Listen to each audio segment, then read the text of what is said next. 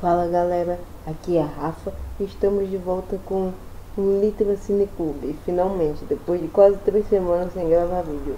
Então, hoje eu vim falar para vocês sobre o Barafunda, que é um canal que eu descobri recentemente, composto pelo Bruno Sanderson, o Azaf, o Daniel Ico e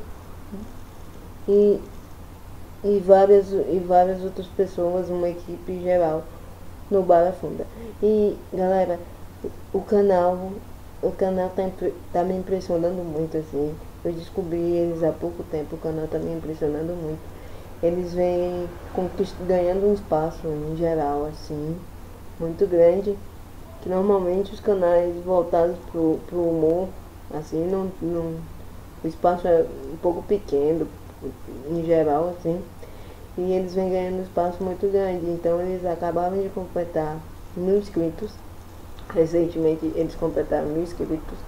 E aí eu vim recomendar o canal para vocês, porque eles merecem essa divulgação, essa recomendação.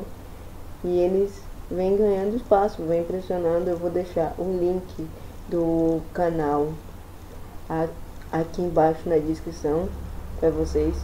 Se vocês curtirem, compartilharem, gostarem, derem uma força lá pra eles vão agradecer muito, e eu também.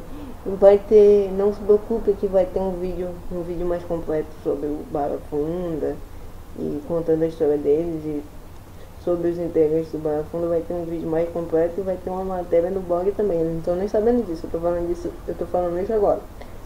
Vai ter uma matéria no blog também sobre o Barafunda, os 1000 inscritos e tudo mais.